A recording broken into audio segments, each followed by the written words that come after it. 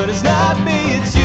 What you're turning into is some kind of something that I never knew. You used to be okay, and I like you that way, but I don't think that I like you better. No, I don't think that I like you better.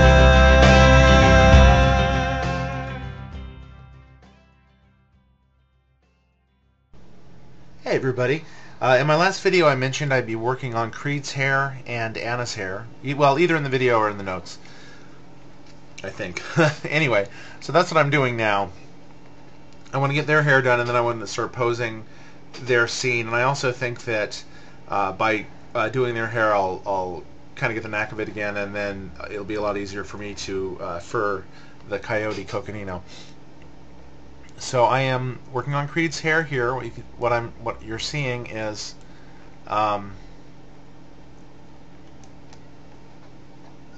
you're seeing here is where I've selected all these polygons on the base mesh to have the hair grow from. So I'm using shave and a haircut. Now I had a problem earlier where it was crashing, but I think I figured out what it was. I think what was happening is I had accidentally opened up 2 instances of Maya, and I believe that it locked some directories. And so when I went to render things, it didn't have anywhere to write to because the directory was locked and it kept crashing. That's my theory. So hopefully that's gonna be what the problem is, and I won't have that problem now. So let's see. I've actually selected these. I'm going to deselect these because I can see that you can see some of his skull here, so there won't be hair there. So it's going to be interesting. He'll have these patches where he's wounded, where the hair, obviously there's no hair. And there we go. So I won't take too long on this, but I wanted to just show a few things. So first thing I do is I go up to shave and say create new hair. And he has dark hair, so I'm going to choose brunette. It almost doesn't matter at this point. Well, I don't want afro or grass, but or scruffy even. Okay, so double click on there, and there it goes. First of all, it's hair exploding everywhere because it's all coming straight out from the polygons that. So yeah, it creates this big. I don't want to say mess, but this gigantic supernova from the head effect. So then there are all these great options in shave and a haircut. Go ahead and use attenuate hair, which it doesn't. I'm not 100% sure what this actually does because it doesn't shorten everything at the same rate, obviously. But what it does help a lot in getting it shorter fast. So I use that, and then I come in here. These here are the guide hairs.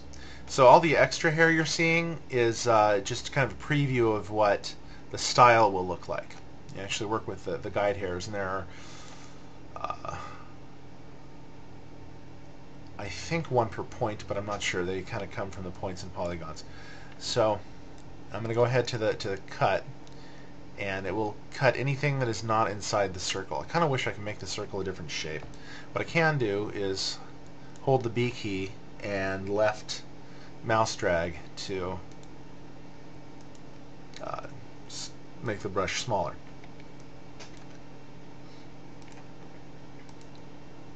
So just kind of showing some of the beginnings of this, so you can get an idea of how I'm going to be working with the hair, if you're curious. Okay, and it's a mess. It's kind of frustrating because the problem I was having, because I did have this done before. I had his hair pretty much how I wanted it, and I went to render, and it just kept crashing. So I'm really hoping this isn't going to crash this time. In fact, before I do much styling, but after I finish this video, I'll probably just test the render and make sure that it's working before I go any further. So anyway, so there's a start, and then I can start actually styling his hair. So if I remember from when I worked on him before, his hair is parts on the left. So then I just start brushing hair over this way. There's a lot more I can actually do with this brush tool than I'm doing right now. Just brushing is obviously very important, because this is how you get the styling going. And often I'll like pull out like this and then lift behind. So this is definitely can be a time-consuming process, but you know, just kind of work with it and massage the hair until it's. I just kind of do that until it's how I want it, and brush it into place. And one funny thing is, if I do it straight through here and I say I'm going to brush back here, it also brushes on the other side, so it ignores the geometry completely. So there are it is possible to select like just the hair on one side or whatnot to make that easier. So okay, so that's, you know, just barely a start, and I'll show in a, you know, in a later video you will get to see how it looks finished. I'm gonna go ahead and try to render this and see if it works. But anyway, you get an idea of how it works. Oh, one more thing I wanted to show. Go up here and open up Tool Settings. So these are going to be the settings for this brush tool and shave and a haircut. Here's some of the other things you can do. Okay. Sand hairs on in, puff hairs out. Clump is very useful. Okay, but scale is probably going to be the other main tool. For this hair, I'm going to mostly be using scale and translate, which is the brushing. So with scale, you just kind of click on the hair, and if you move to the right, it goes out, and move to the left, it shrinks.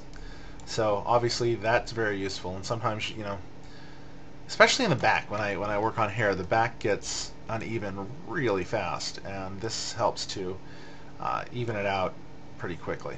So, yep, I hope you enjoyed, and now you have a little better idea of what I'll be working on probably for the next couple days, because I want to do Creed's hair and Anna's hair, and then start doing the pose for them, and yeah, more later.